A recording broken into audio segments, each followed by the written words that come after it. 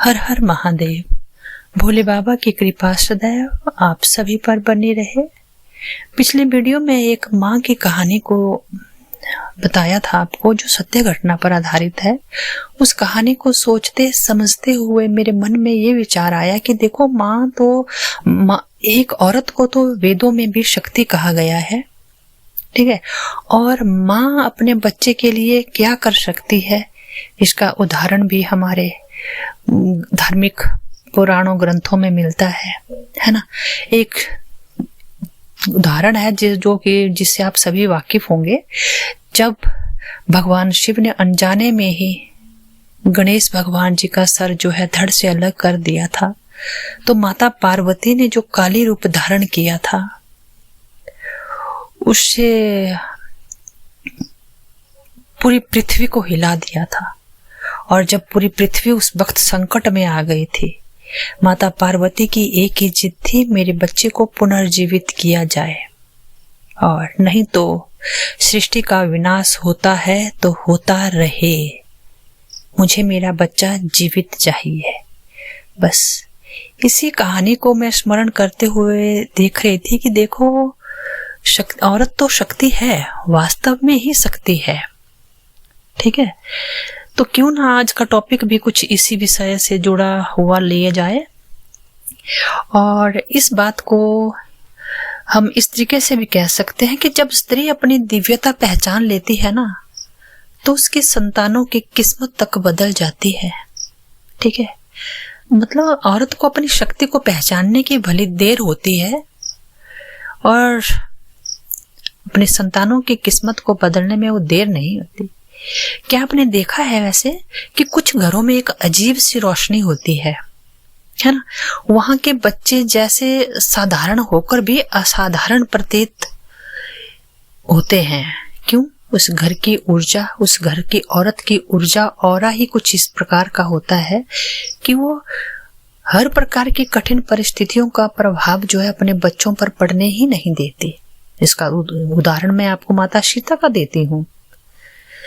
माता सीता ने कितनी विपदा में अपने बच्चों को पाला। जब गर्भ में बच्चे थे, पड़ा, ऋषि के आश्रम में रहे, और इतनी कठिन परिस्थितियों में कहाँ महलों में पली बड़ी माता सीता, और कहाँ उस कुटिया में पले बड़े फिर वो बच्चे। लेकिन उनकी दिव्यता जग जाहिर है, उससे भी सभी भली भांति जानते हैं, ठीक है। तो एक माँ की ममता ही होती है जो विपरीत परिस्थितियों में भी अपने बच्चों को एक उज्जवल भविष्य दे सकती है। दूसरा ध्रुव की कहानी है, ठीक है। तो वो ध्रुव का भी तो तिरस्कार ही हुआ था, लेकिन वो माता चाहती तो नेगेटिविटी भी अपने बच्चे के मन में भर सकती थी। हाँ, तुम्हारे पिता ऐसे हैं, ऐसे हैं, वैसे हैं।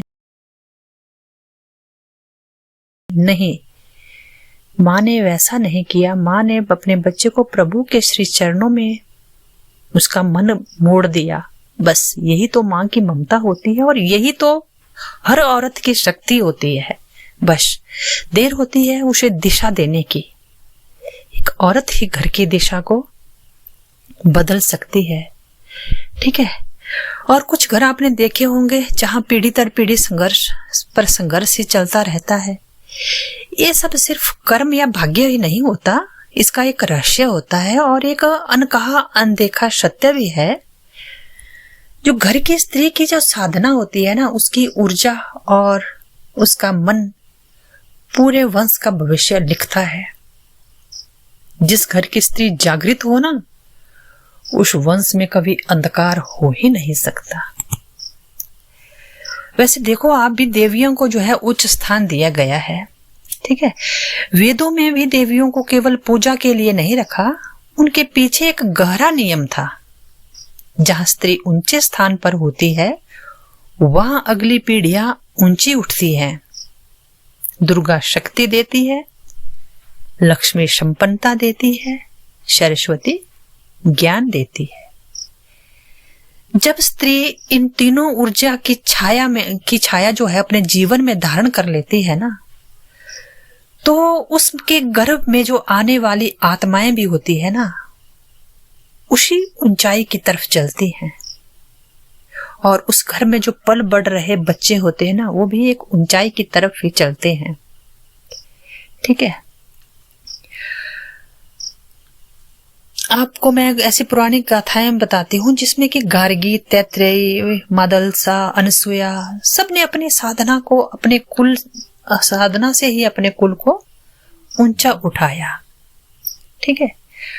और अब मैं बताती हूँ कैसी स्त्री का तेज जो है एक संतानों की किस्मत तक बदल सकता है। उसकी साधना बच्चों के संस्कार बन जाते हैं। ठीक है। माँ जितनी शांत, उतनी शांति बच्चों की नसों में भी उतरती है। उसकी ऊर्जा घर की दिशा निर्धारित करती है। ठीक है। जब स्त्री उठती है, पूरा परिवार उठता है।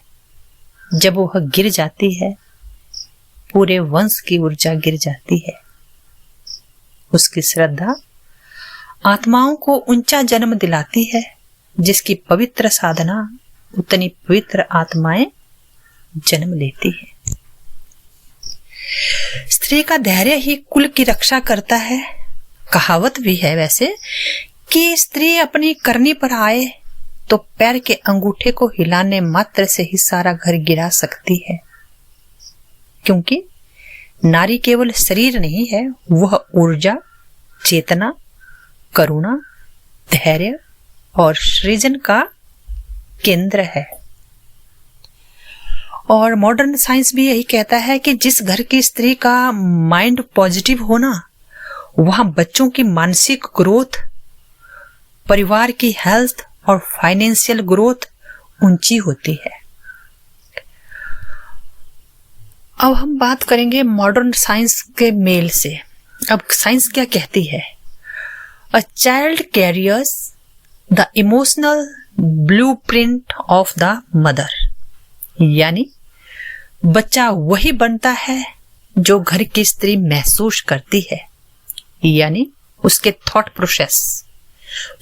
प्रोसेस जिस प्रकार के उस घर के थॉट्स प्रोसेस उस स्त्री के चलेंगे, उसी प्रकार बच्चों के थॉट्स प्रोसेस भी चलेंगे। ये बात नहीं है कि हम बच्चों को बड़ी ज्ञान भरी बातें दे, बच्चों अच्छा बोलो, अच्छा सोचो, दूसरों की सेवा करो, ये करो, वो करो, और लेकिन खुद मन में वैर भावना लिए बैठे हों, तो उस घर के बच्चे, मैं नहीं समझती, मेरा मानना ये है कि उस घर के बच्चे कभी उठ ही नहीं सकते, या आगे जाकर के वो ऐसी विपरीत परिस्थितियों में फंस सकते हैं या नेगेटिविटी की तरफ जा सकते हैं।